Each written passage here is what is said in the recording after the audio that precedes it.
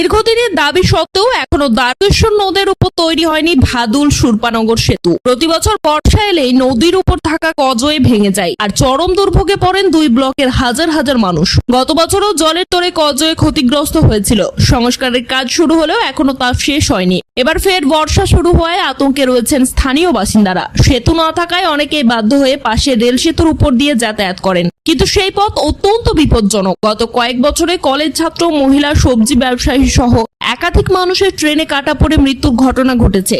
এমনকি ট্রেনের ধাক্কা এড়াতে নদীতে ঝাঁপ দিয়েও প্রাণ হারানোর ঘটনাও রয়েছে।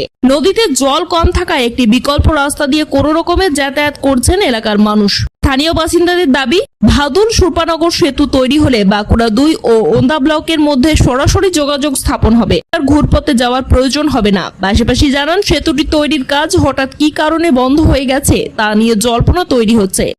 যে কোনো সরকার আসুন, সরকার তো এইসব নিয়ে কোনো মাথা ব্যথা দরকার নেই। জনগণের প্রবলেম হচ্ছে, জনগণ প্রবলেমটা নিজের দিকে সলভ করতে হচ্ছে। ঠিক আছে, এই তো ব্রিজটা শুরু হয়েছিল, আবার ওই ব্রিজটা আবার কমপ্লেন হয়ে গেছে, নাহলে ব্রিজটা এবারেই হয়ে যেত। ছোটো ছোটো মোগরা, যে এই মোগরাতে জল পেরোবে না, হ্যাঁ, আরও ওর উপরে মোগরা দিতে হবে। হ্যাঁ, তাহলে যে সরকারের যে ইঞ্জিনিয়ার আছে, সেই ইঞ্জিনিয়ার কেমন ইঞ্জিনিয়ার? যদি ধরুন এই মোগরাতে যদি জল পেরোয়, তাহলে এইটা কী হয়, আরও বড় বড় মোগরা দিয়ে জলটা যাতে পাস হয়, যাতে পাবলিকের সুবিধায় ব্রিজ করা। যদি ব্রিজ করলে সেই ব্রিজ যদি পাবলিক ইউজ করতে না পারলে, তাহলে ওইরকম ব্রিজ করে আবার কী লাভ? মোটামুটি 1 মাস বন্ধ আছে। যে এই যে এত মানুষ যাচ্ছে, এটা তো বালিঘাটের রাস্তা, এটা তো আমরা বালিঘাট থেকে করে দিলাম যাতে এলাকার মানুষরা একটু যাতায়াতের সুবিধায়, তার জন্য করে দিয়েছি। এটা ধরলাম ঘুরে যেতে হবে সবাইকে, মোটামুটি 8 কিলোমিটার। আমার নাম প্রতীক পন্ডিত, বাড়ি হচ্ছে ময়রাবন।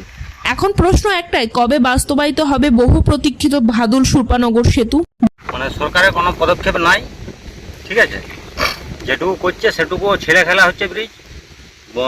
মানে প্রচুর জল এলে এই ব্রিজের কোনো অস্তিত্ব থাকবে না। সে আমাদের যে অবস্থা, সেই অবস্থাতেই ঢলডাঙ্গিয়ে ঘুরে যাতায়াত করতে হবে। হয় না, এটা নাকি শুনছি যে টাকা স্যাংশন হয় না, ঠিকাদার টাকা পায় না, তার জন্য বন্ধ হয়ে পড়ে আছে। আবার জল উঠবে, যে ব্রিজটা হচ্ছে এটাতে কোনো কাজ হবে না। সেই তো জল হয়ে বন্ধ হয়েছিল, কাল পরশু বন্ধ ছিল, যাতায়াত বন্ধ ছিল। এদিকে ঢলডাঙ্গিয়ে ঘুরে জল কমেছে, যাতায়াত হচ্ছে। আর এটা ট্রাক্টরে বালি তোলার রাস্তা, সেই রাস্তায় যাতায়াত করছে। অন্নমালব বীরবাহ ছেলে সবাই স্কুল যাচ্ছে, কলেজ যাচ্ছে, রেল ব্রিজে হয়ে যাতায়াত করতে হয়। যাতায়াত মানুষ কাটা যাচ্ছে, সবেরই অসুবিধা হচ্ছে এখানে বেড়াতে।